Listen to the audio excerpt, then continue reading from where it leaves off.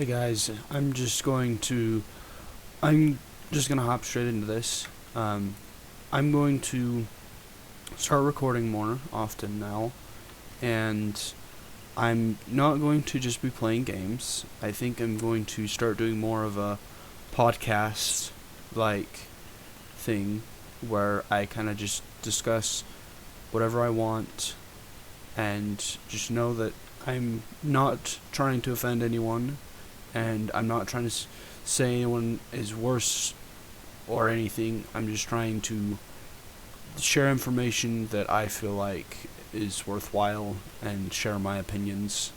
And hopefully they are worth something. And if they're not, feel free to leave. But I'd appreciate it if you stay and you listen whenever I do these.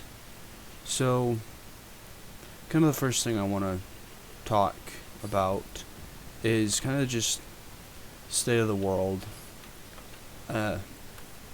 And right now, the world is kind of screwed over. Russia and Ukraine are at war. China is trying to pretend like they can stop a sickness by just putting everyone in their homes and killing them, pretty much. Despite all things to the contrary, a lot of information has been released showing that people are starving in all the places that are locked down in China, and they don't have work and they can't do anything, which is kind of screwing everyone over because supply lines already in chaos from COVID. Add that to the mix and it kind of is almost as if China is trying to cut off the world and then take over. It's kind of what it might seem like, at least to me.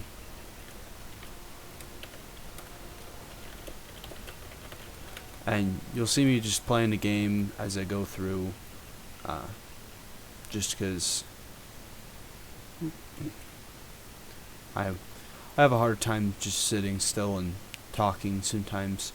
And later on, as I go through more, I'll probably have friends on and have discussions about the world and things.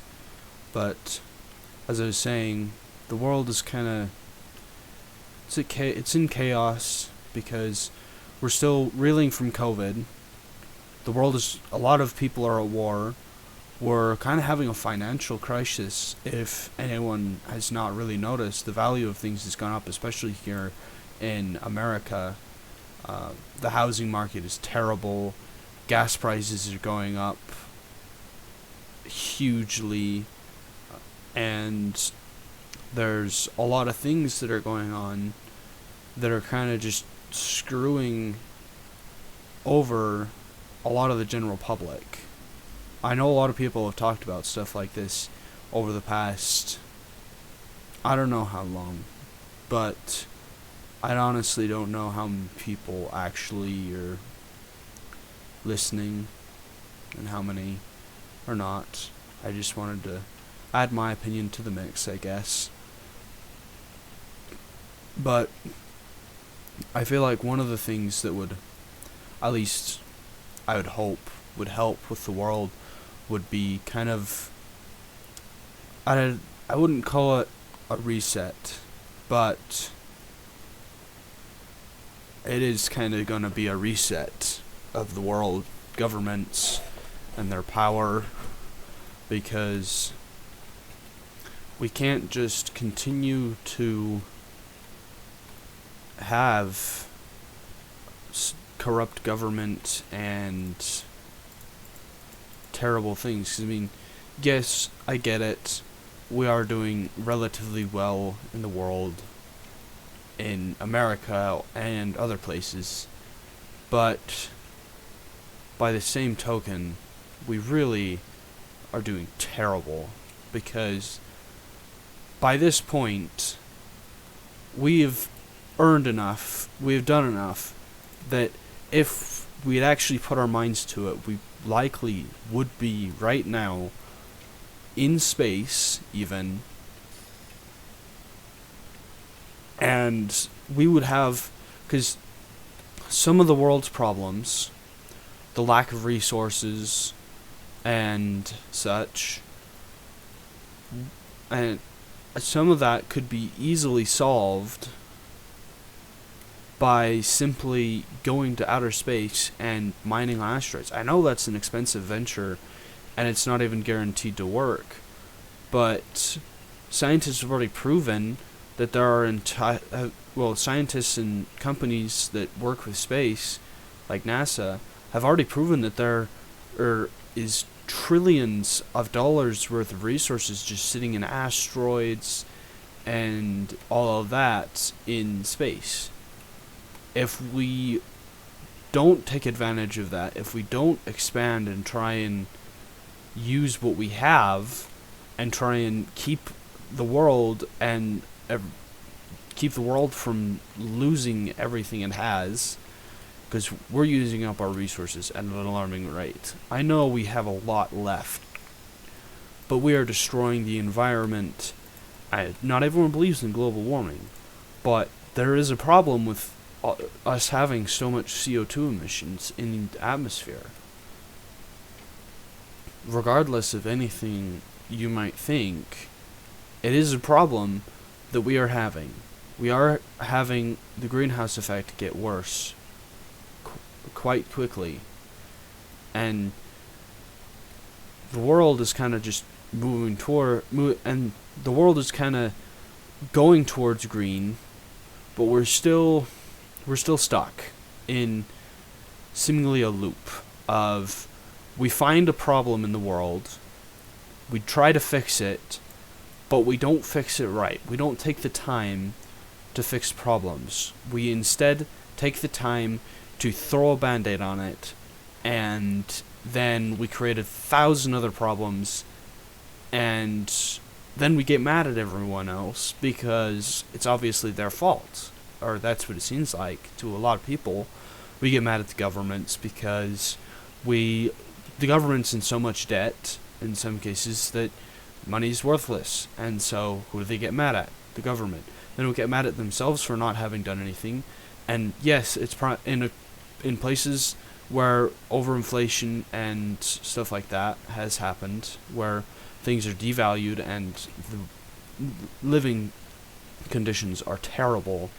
A lot of those places, it is the government's fault, but the people have influence over the government. In a lot of places, the people can control the government. And yes, you may say, well, there are monarchs, there are dictators, there are people who try and control everything. And yes, that's true.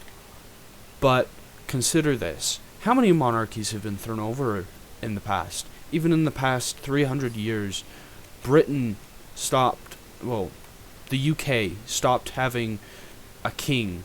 Or, well, they still have a queen, but the queen doesn't have any actual real power. The queen can't just be like, well, I want everyone to die, and it's done. It's not like that anymore. It's a diplomatic country now. But in the past, it wasn't even 300 years ago, they were a complete monarchy, with the king having absolute total control over everything, and the people having very little control. But now, the people do have a lot of control. In America, it's the same way. Well, no. We were ruled by the UK, and then we freed ourselves and went to and came into democracy after we had a war to free ourselves. But a lot of countries have come out of having dictatorship, and some have pretended to have come out China is one of those. I know you may say that the Chinese Communist Party has enemies that have some control, but if you just look at how things are going, it's definitely not anything except the Chinese Communist Party in control there. There's very few people that would have any control besides them in China. There are a few places like that still. Russia's very controversial right now, and yeah, I know this will probably get me in trouble with YouTube, but I honestly think that Russia, even despite what has been said, I'm pretty dang sure that Russia is still a more or less monarchy-like system with Putin being able to say and do whatever he pleases anytime, and with no one being able to challenge him unless they want a coup. If they want a coup, they could probably win. I don't actually know, because I don't. With the way the world is now, we have a lot of technology, and therefore, it should be easy for people to do a coup, right? Because we have all this weaponry, and we have all this stuff that we can use. But at the same time, if you look at China, where pretty much they can prevent pretty much any coup and any anti-leadership, because they just train certain people into following their orders, and then they just build lots and lots of surveillance that pretty much what it does is it allows them to see anything and everything in the world. And if anything goes wrong or is against them, they find out through their surveillance, and they just silently take it down. Or very publicly destroy it, if that's what it takes. But they try and pretend like they're not a pretty much quote-unquote dictatorship, and therefore they have some semblance of attempting to keep people free. It's not really true, but at least they pretend, you know. They're not dumb enough to outright say, hey, we're a monarchy, we want you to come kill us.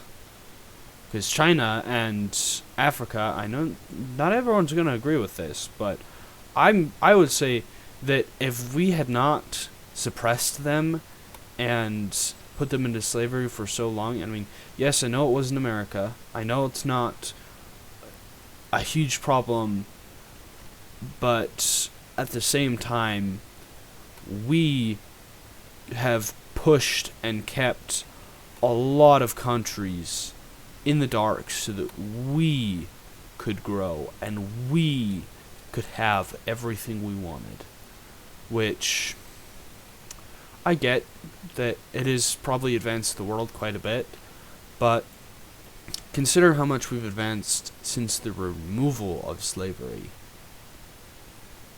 We have advanced hugely beyond anything. Because in the past 300 years, we have gone from using swords to fight and shields and pretty much very barbaric ways. We've gone from that to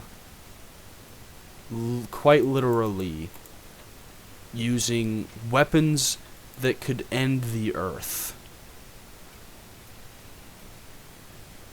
So I would say that we've advanced a lot, and in that time we have ended slavery, and we have computers that allow us to quite literally, pretty much anywhere on Earth, communicate from anywhere we want to any other place on Earth. I mean, I can talk to someone, well, unless the government says otherwise, which it's kind of hard for them to not say otherwise, like when they want to. But in reality, as long as they have access to a semi-unrestricted internet and non-controllable government, they honestly could just communicate with me from anywhere in the world. I mean, yes, there are still dead zones. Yes, there are still places that do not have internet or cell phones. But they still have the infrastructure, even, for communication, because we also have satellites that allow for communication, meaning that even without cell towers, we can communicate across the planet if you can connect to a satellite, which you can pretty much connect to satellites from anywhere as long as you're not deep under the ground. Which kind of just means that we are in an age where we can communicate anywhere, anytime, for anything. I mean, and what's even crazier is, in this day and age, we choose to communicate not by... we use that technology to communicate, but we don't communicate properly. I don't know what you would really call it, but I think, at least, that we have very much lost our touch with communication, because we no longer... Yeah, there's a lot of social media influencers and they talk daily, but there's a lot more problems with, like, the school system, for example. People don't communicate nicely anymore. We used to have manners and such that everyone would follow, but now we don't really have manners. I mean, yes, I know we have the ability to have manners, and people still learn how to have manners, but we have the majority of people no longer have manners in really any way. A lot of people are just outright mean, and they no longer treat each other nicely or even have respect for anyone. I know this is really controversial, but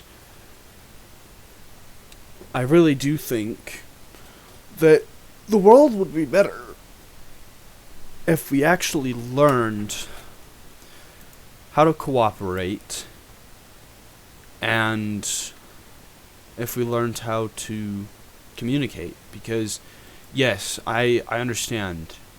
I already said we can communicate anytime, anywhere, with anyone. But we still have major problems that I feel like could be solved with simple communication. Because, take for example, let's see, I gotta think of a recent one. Because, oh, well, this isn't the best example, I don't think, but World War II. In a lot of problems we had, a lot of problems with the war. I mean, Hitler wanted to get rid of the Jews and was anti-Semitic, because for some reason he blamed the Jews for pretty much all of his problems. And one thing that I feel like probably was at least a part of how Hitler was in control and how things had become so problematic is lack of communication. Because if a government can control who hears what and when, they pretty much can control everything. Because if a government makes it seem as though there's nothing going on in the outside world, because take for example North Korea. North Korea completely controls everything about it, what is said on the internet there, and they control everything that the public sees, pretty much. They don't allow anything from the outside world to quote-unquote pollute their system, even though we probably would they would probably benefit from us joining them.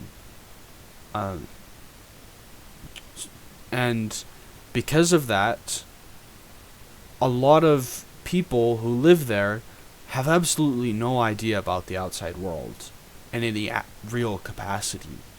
And by real capacity, I pretty much mean they don't understand a lot of what we have, because, at least from what I understand, I kind of have some verification behind this. It's from a source I would trust, but I'm not someone who's been to North Korea. I don't research North Korea. I just hear quite a lot about it and have done some time of looking at things, and have found that the majority of sources all agree that North Korea is a country that controls everything about its civilization and is doing terribly. And when people get out, a lot of them are much happier outside, but they still live by the same standard, the same way they lived in North Korea, because that's what they've known their whole lives. If we can change a lot of society, and I know not many people will agree with this, but I honestly think that the world would benefit by having a sort of united leadership.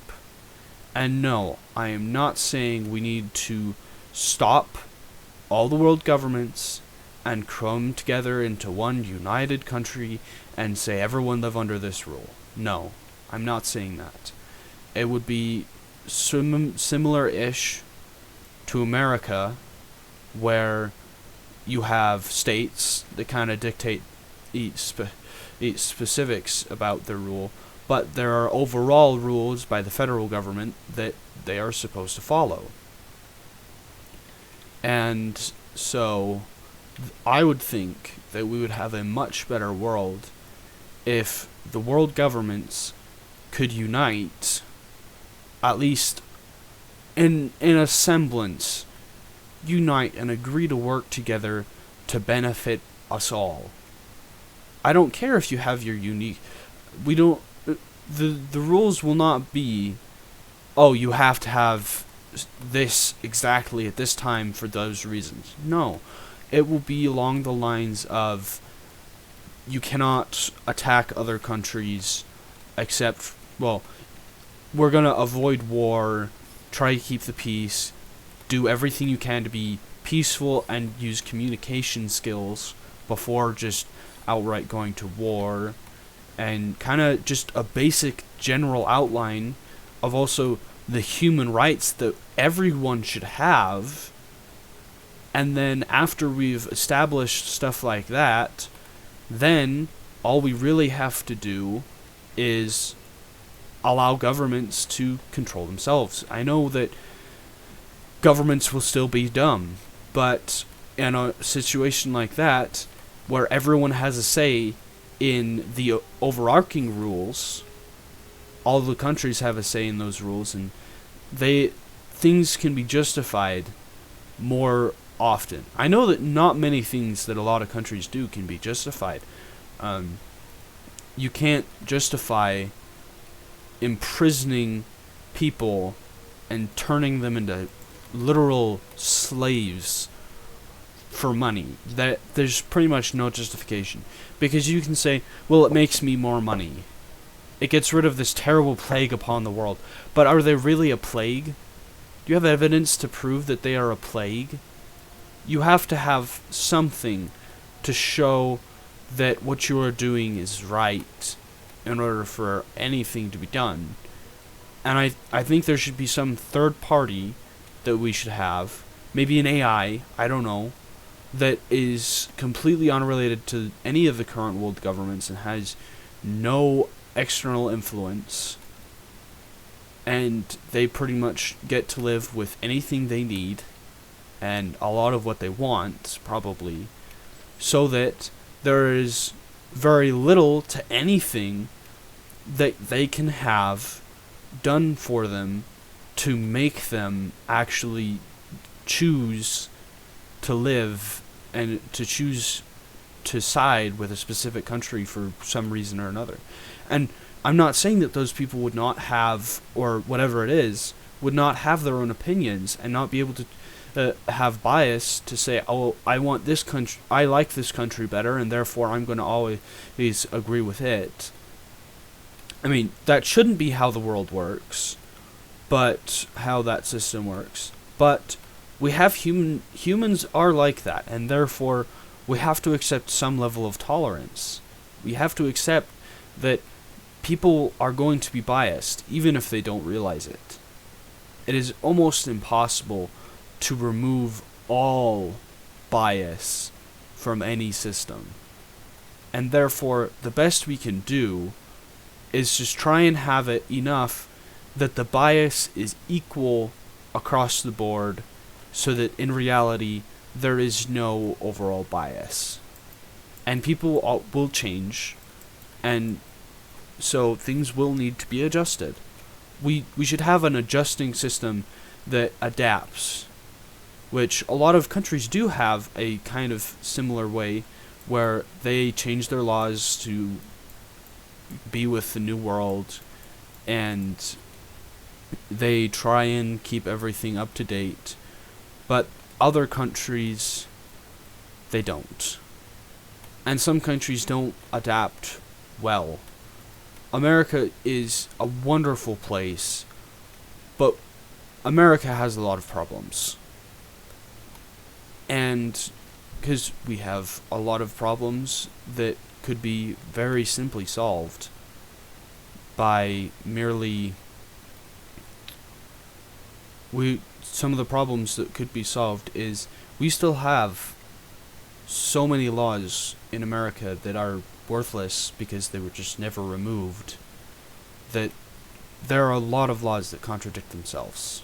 And therefore, if we were to go through and polish out the law book, we could probably fix a lot of loopholes people have gone by, and thereby fix some error, or some newer errors that we have found in the world, because a lot of old laws no longer really are useful.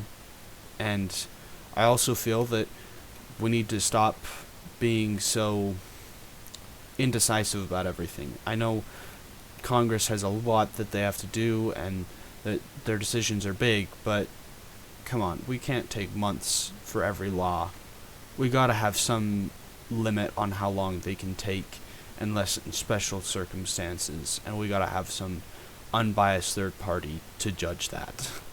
Because if we don't, we are never going to get anywhere in America, and we will fall behind, and that would not be good. Because, and no, America's not perfect, but at least in America you can kind of say whatever you want. You can kind of do whatever you want. So I think that America has a better foundation than a lot of the countries, but it has a lot of work to do on the upper structure. And I think that's going to conclude this, and I will see y'all in the next video.